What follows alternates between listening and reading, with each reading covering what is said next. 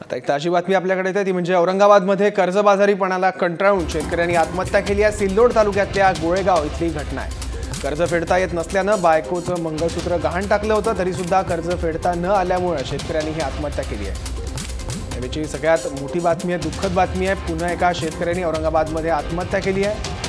औरंगाबादमधल्या सिल्लोड इथली ही घटना आहे। कर्जाला कंटाळून एका शेतकऱ्यानं आपलं जीवन संपवलंय। कर्ज फेडता येत नसल्यामुळे त्यांनी बायकोचं मंगळसूत्र सुद्धा गहाण टाकलं होतं, पण तरी सुद्धा पुरेशी रक्कम न मिळाल्यामुळे या शेतकऱ्याने आत्महत्या केली।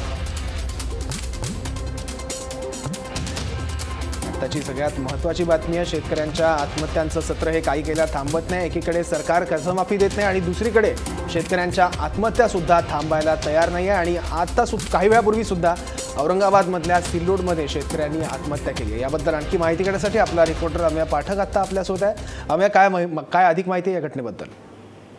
नक्कीच एकूणच जर बघितलं तर या नारायण दौड या शेतकऱ्याची घरची परिस्थिती बिकटीची होती।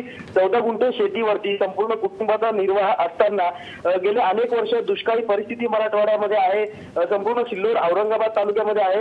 एकूणच जर बघितलं तर या संपूर्ण परिस्थितीमुळे शासकीय बँक या शेतकऱ्यास कर्ज देत नव्हती म्हणून मंगळसूत्र बायकोचं गहाण ठेवणं मात्र हेही सोडवता येत नव्हतं, म्हणून या शेतकऱ्यांनी आज आत्महत्या केलेली आहे। सिल्लोड तालुक्यात जर बघितलं तर गेल्या 2 आठवड्यांमधली ही चौथी आत्महत्या बघायला मिळते। पुन्हा एकदा मराठवाड्यामध्ये आत्महत्यांचं सत्र सुरू झालंय असं म्हणायला हरकत नाही। अगदी खरं आहे। थँक्यू अमय या सगळ्या माहितीबद्दल। आपण बघतोय एकीकडे शेतकऱ्यांच्या आत्महत्या थांबत नाही, दुसरीकडे सरकार सुद्धा कर्जमाफी द्यायला तयार नाही। मग शेतकऱ्यांच्या आत्महत्या थांबवण्यासाठी सरकार नेमकी काय पावलं आता उचलणार हे बघावं लागेल आणि त्या संदर्भात मुख्यमंत्र्यांनी सुद्धा याकडे गांभीर्यानं बघण्याची गरज आहे।